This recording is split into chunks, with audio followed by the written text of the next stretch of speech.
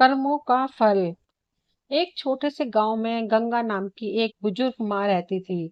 उनके 3 बेटे और 3 बहुएं थी। गंगा बहुत धार्मिक थी और हर दिन पूजा पाठ में अपना समय बिताती थी। वह सुबह सुबह उठकर गंगा स्नान करने जाती और भगवान विष्णु तथा माता लक्ष्मी की पूजा करती। विशेष रूप से कार्तिक महीने में वह स्नान और पूजा के प्रति और भी अधिक समर्पित हो जाती थी। इस दौरान वह माखन मिश्री, दही मिश्री और तुलसी के पत्तों का भोग भगवान को अर्पित करती और फिर प्रसाद अपने अड़ोस पड़ोस में बांटती थी। गांव के लोग उनकी पूजा पाठ की बहुत इज्जत करते थे। गंगा का यह नियम था कि कार्तिक महीने के हर दिन गंगा स्नान करना और पूजा करना। कार्तिक पूर्णिमा के दिन वे विशेष रूप से गंगा स्नान के लिए जाती और बड़े प्रेम से भोग बनाकर भगवान को अर्पित करती। लेकिन उनकी 3 बहुओं को यह सब बिल्कुल पसंद नहीं था। वे अक्सर उनकी आस्था का मजाक उड़ाती और प्रसाद खाने से मना कर देती। वे कहती, इसमें तुलसी के पत्ते हैं, हम यह नहीं खा सकते, यह सब दिखावा है। यह सब सुनकर गंगा बहुत दुखी होती, लेकिन उन्होंने कभी किसी से कुछ नहीं कहा और चुपचाप अपनी पूजा करती रहीं। गंगा का पति कुछ समय पहले ही गुजर चुका था, इसलिए अब वह अकेली थी। उनके बेटे भी अपनी पत्नियों के कहने में आकर उनसे दूर हो गए थे। अब वह सिर्फ अपनी पूजा पाठ में ही मन लगाती और पड़ोसियों में प्रसाद बांटती। लेकिन उसकी 3 बहुओं को यह सब बिल्कुल भी पसंद नहीं था। वे अक्सर कहती, यह सास जब देखो तब पूजा पाठ में लगी रहती है, अनाप शनाप खर्च करती है, पंडितों को बुलाती है, दान पुण्य करती है। अगर यह मर जाए तो अच्छा हो, कम से कम यह खर्चा तो बचेगा। बूढ़ी माँ गंगा ने अपने 3 बेटों को बड़े प्यार से पाला था। उसने और उसके पति ने मिलकर उनकी परवरिश की थी, हर सुख दुख में उनका साथ दिया था। लेकिन अब जब उसे अपने बेटों की सबसे ज्यादा जरूरत थी, तब वे उससे मुंह मोड़ चुके थे। गंगा माँ दिन रात भगवान से प्रार्थना करती और अपने बच्चों के लिए आंसू बहाती। वे कहती, हे भगवान, मैंने तो कभी किसी का बुरा नहीं चाहा, फिर मेरे साथ ऐसा क्यों हो रहा है। एक दिन माँ गंगा विष्णु भगवान और माता लक्ष्मी के सामने बैठी प्रार्थना कर रही थी। उसकी आंखों में आंसू थे और वह भगवान से कह रही थी, हे भगवान, मुझे इस दुख से मुक्ति दिलाओ और मेरे बच्चों का भला करो और उन्हें सही रास्ता दिखाओ। गंगा माँ ने अपनी पूजा पाठ और दान पुण्य के नियमों को भी कभी नहीं छोड़ा, चाहे स्थिति कैसी भी रही हो। लेकिन उसकी 3 बहुओं ने ठान लिया था कि वे अब इस घर में नहीं रहेंगी और बंटवारा करके अलग हो जाएंगी। वे सोचती थी कि अगर हम अलग हो जाएं तो अपनी मर्जी से रह सकेंगे और सास की पूजा पाठ के खर्चे से भी बच जाएंगे। 3 बहुओं ने एक दिन आपस में बात की और बंटवारे की योजना बनाई। उन्होंने अपने पतियों को यह बात मनवानी शुरू की कि अब हमें अलग हो जाना चाहिए। छोटी बहू ने अपने पति से कहा, देखिए, बड़े भैया के बच्चे बड़े हो रहे हैं और हमारे बच्चे अभी छोटे हैं। हमें उनके भविष्य के लिए बहुत मेहनत करनी है, बच्चों को अच्छी शिक्षा देनी है। अगर हम अलग हो जाएंगे तो अपने बच्चों की देखभाल अच्छे से कर पाएंगे और फिर सास का खर्चा भी तो बहुत है, हर समय पूजा पाठ में लगी रहती हैं और बहुत पैसा खर्च करती हैं। मंजली बहू ने भी अपने पति को समझाया, देखिए, अब बंटवारा हो जाना चाहिए। हम अपनी मर्जी से रहेंगे, जो खर्च करना है, जो नहीं करना है, वो हम खुद तय करेंगे। सास के नखरे और खर्चे अब बर्दाश्त नहीं होते। हमें अलग रहकर अपने बच्चों का ध्यान रखना है। बड़ी बहू ने भी अपने पति से यही बात कही। बच्चे बड़े हो रहे हैं, कल उनका शादी ब्याह करना है। अगर हम ऐसे ही पैसे कमाते रहे और सास का खर्चा करते रहेंगे तो हमारे बच्चों का भविष्य कैसे सुरक्षित रहेगा। हमें उनके भविष्य के लिए सोचना होगा, अलग होना ही पड़ेगा। इस तरह 3 बहुओं ने अपने अपने पतियों को समझा बुझाकर उनके मन में बंटवारे की बात डाल दी। वे सोचती थी कि अगर हम अलग हो जाएं तो अपनी मर्जी से रह सकेंगे और सास की पूजा पाठ के खर्चे से भी बच जाएंगे। 3 बहुओं ने एक दिन आपस में बात की और बंटवारे की योजना बनाई। उन्होंने अपने पतियों को यह बात मनवानी शुरू की कि अब हमें अलग हो जाना चाहिए।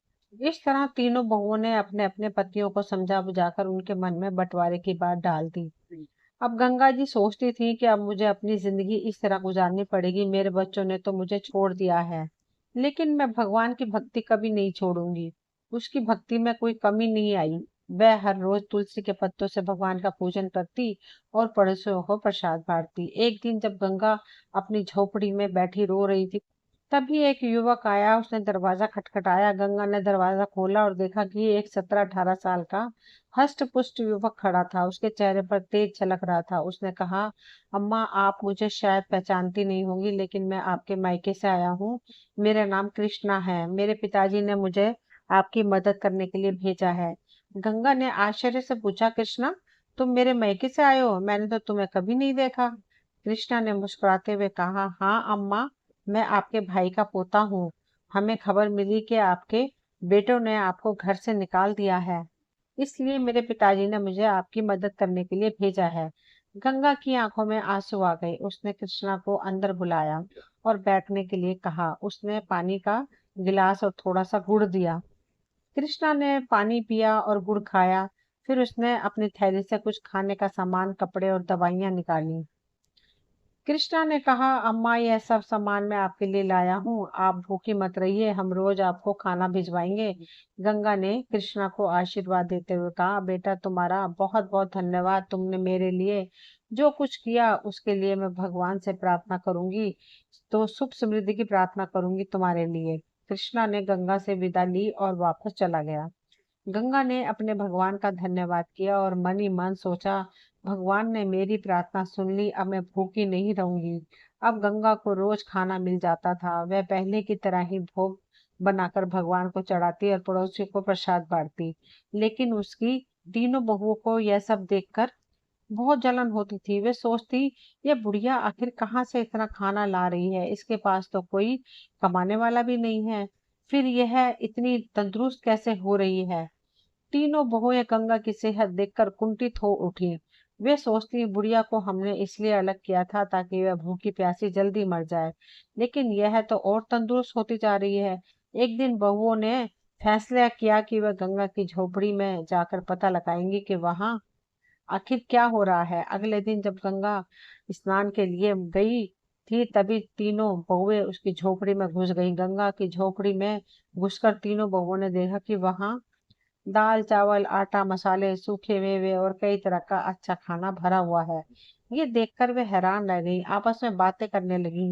ये बुढ़िया इतनी चालाक निकली, हमें तो लगा था कि यह भूखी प्यासी मर रही है, लेकिन यहाँ तो हर चीज का भंडार है। बड़ी बहू ने गुस्से में कहा, इसने जरूर हमारे घर से चोरी करके यह सब जमा किया है। हम काम में लगी रहती थी और यह चुपके चुपके अपना घर भरती रही। अब इसे सबक सिखाना होगा। मंजली बहू ने भी अपनी नाराजगी जताते हुए कहा, हाँ, हमें इसे मजा चखाना चाहिए। देखते हैं इसने यहाँ क्या क्या जमा किया है। छोटी बहू ने भी सहमति जताई। सही कहा, हमें इसके खिलाफ कुछ करना होगा। तीनों बहुएं झोली भर भर का सामान अपने घर ले जाने लगी। जैसे ही उन्होंने खाने का सामान उठाया, उन्होंने देखा कि उसमें तुलसी के पत्ते हैं। गुस्से में आकर उन्होंने तुलसी के पत्ते नाली में फेंक दिए। यह देखकर वे और भी क्रोधित हो गई और सामान उठाकर बाहर जाने लगी। तभी एक अजीब घटना घटी। तीनों बहुओं ने देखा कि उनके हाथ पैर धीरे धीरे कुत्ते के पंजों में बदलने लगे हैं। यह देखकर वह घबरा गई और चिल्लाने लगी, लेकिन कोई उनकी मदद के लिए नहीं आया। कुछ ही पलों में तीनों बहुएं कुतिया बन गई। इस घटना से गांव में हड़कंप मच गया। बच्चों और पतियों ने जब यह दृश्य देखा तो वे सन्न रह गई।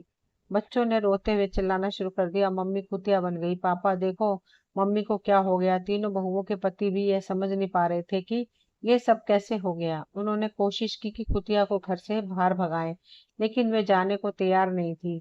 वे अपनी भाषा में कुछ कहने की कोशिश कर रही थी, पर कोई उनकी बात समझ नहीं पा रहा था। बच्चों का रोना बिलखना जारी था और पतियों की आंखों में भी आंसू थे। उन्होंने बच्चों को संभालते हुए कहा, चलो, अब कुछ नहीं किया जा सकता, हमें माँ का इंतजार करना होगा, शायद वही कोई हल बता सके। गांव के लोग भी इस अजीब घटना को देखकर हैरान थे। सबने मिलकर निर्णय लिया कि गंगा माँ के लौटने का इंतजार किया जाए, शायद वही कुछ समाधान बता सके। गंगा माँ अब अपनी दिनचर्या में थोड़ी राहत महसूस कर रही थी। कृष्णा रोज उनके लिए खाना छोड़ जाता था और गंगा माँ भगवान को भोग लगाकर पहले ही की तरह प्रसाद बांटती थी, लेकिन उन्हें इस बात का कोई अंदाजा नहीं था कि उनके घर में क्या चल रहा है।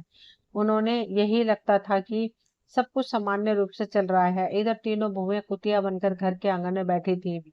उनके पतियों को अब घर के सारे कामकाज खुद करने पड़ रहे थे। वे बेहद परेशान थे और अपनी पत्नियों के फिर से इंसान बनने का इंतजार कर रहे थे। गांव के लोग इस बात की अजीब घटना से हैरान थे। सबका कहना था कि यह सब गंगा माँ की भक्ति और तपस्या का फल है। कुछ लोगों ने माँ को गंगा स्नान के लिए जाते हुए देखा। उन्होंने सोचा अब उसे सारी बात बतानी चाहिए। वे उसके पास गए और बोले, माई, तुम्हारे घर में कुछ अजीब हो गया है। तुम्हारी तीनों बहुएं कुतिया बन गई हैं। ये सुनकर गंगा को बहुत आश्चर्य हुआ। उसने सोचा यह कैसे हो सकता है। उसने तुरंत गंगा स्नान किया और घर की ओर लौट पड़ी। उसके दिल में बहुत सारी आकांक्षाएं थी। वह भगवान से प्रार्थना कर रही थी, "हे भगवान, मेरे घर की रक्षा करना और मेरे बच्चों को सही रास्ता दिखाना।" जब गंगा घर पहुंची तो देखा कि गांव के लोग उसके घर के सामने इकट्ठा थे। उसने पूछा, क्या हुआ? यहाँ इतनी भीड़ क्यों लगी है?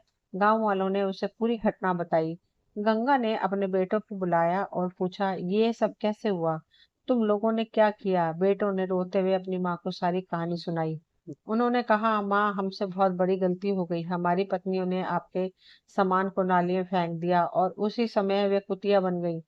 अब हमें नहीं पता कि उन्हें कैसे ठीक करें। गंगा ने अपने बेटों को दिलासा दिया और कहा, भगवान सब ठीक करेंगे। गंगा ने अपने भगवान से प्रार्थना की और समाधान मांगा। उसने सोचा कि शायद किसी साधु बाबा के पास इसका उपाय होगा।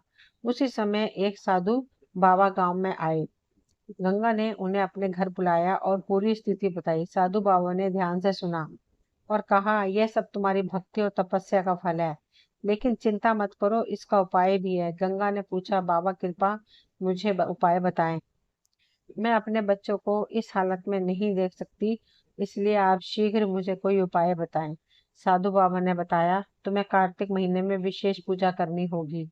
तुम्हारे स्नान के पानी से तुम्हारी बहुओं को नहलाया होगा और ब्राह्मणों को भोजन कराकर उनके झूठे भोजन को बहुओं को खिलाना होगा। इससे वे अपने असली रूप में वापस आ जाएंगी। गंगा ने साधु बाबा का धन्यवाद किया और अपने बेटों को उपाय बताया। बेटों ने कहा, माँ, हम तुम्हारी हर बात मानेंगे, इस उपाय को पूरा करेंगे। गंगा ने कार्तिक महीने की विशेष पूजा की तैयारी शुरू कर दी। उसके तीनों बेटे और गांव के लोग भी मदद करने लगे। बेटों ने मिलकर पूजा का सारा सामान इकट्ठा किया और भगवान के लिए भोग बनाने की व्यवस्था की। हर सुबह गंगा स्नान करने के लिए जाती और स्नान के पानी को एकत्रित करती। फिर वह भगवान विष्णु और माता लक्ष्मी की पूजा करती और पड़ोसियों को प्रसाद बांटती।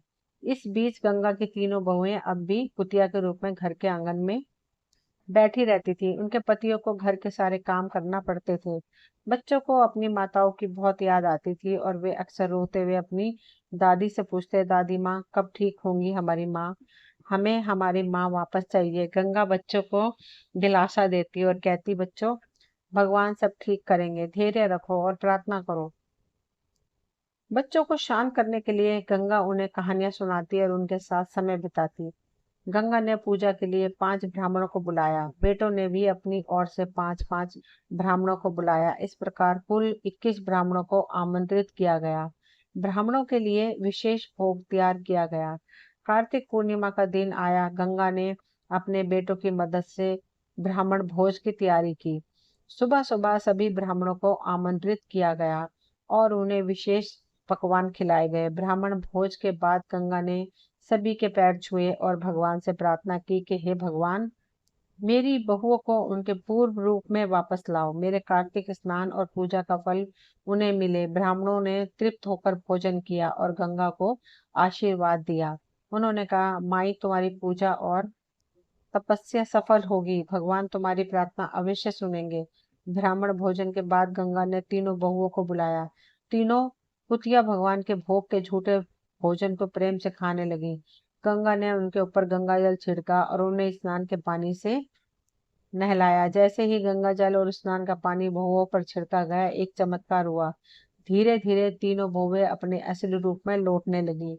उनके चेहरे पर पश्चाताप के आंसू थे और वे गंगा के पैरों में गिरकर रोने लगी। तीनों बहुएं कहने लगी, माँ, हमें माफ कर दो। हमने तुम्हारे साथ बहुत बुरा किया। हमें हमारे कर्मों की सजा मिल गई है। अब हम तुम्हें कभी कोई कष्ट नहीं देंगे।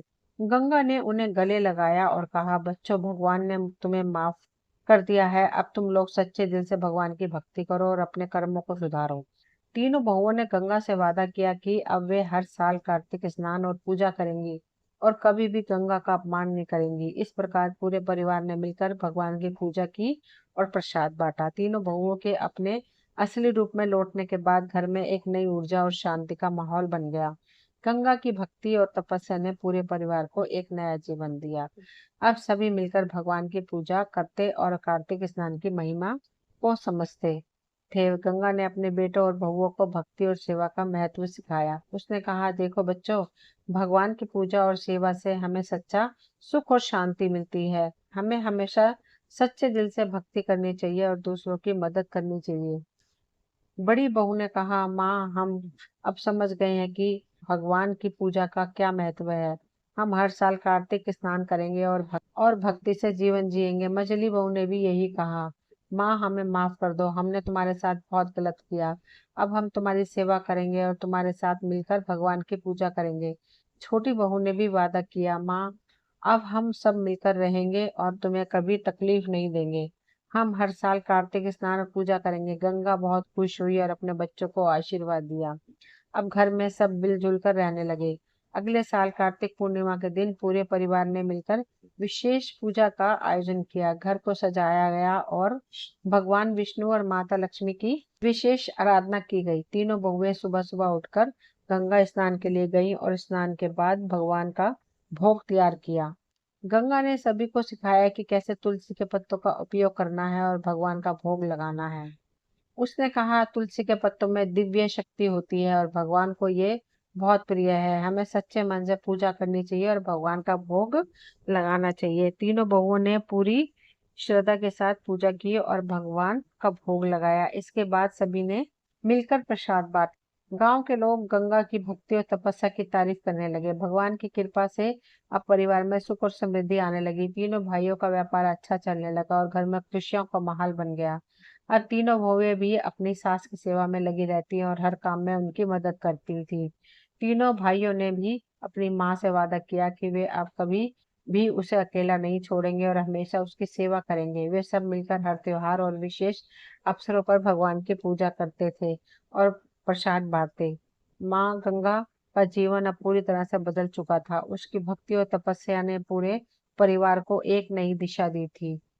अब सब मिलकर भगवान की आराधना करते और जीवन में सुख शांति पाते। इस कहानी से हमें यह सीखने को मिलता है कि भक्ति, सेवा और सच्चे मन से की गई प्रार्थना हमेशा फलदायी होती है। भगवान अपने भक्तों की सच्ची भक्ति को कभी निराश नहीं करते और उन्हें सुख शांति और सुख समृद्धि का आशीर्वाद देते हैं। दोस्तों, ये कहानी यहीं तक थी। मुझे उम्मीद है आप सभी को पसंद आई होगी। अगर पसंद आई हो तो प्लीज चैनल को लाइक, शेयर, सब्सक्राइब करें ताकि वीडियो की नोटिफिकेशन समय समय पर आपको मिलती रहे। मिलती हूँ अगली कहानी में, तब तक के लिए थैंक यू।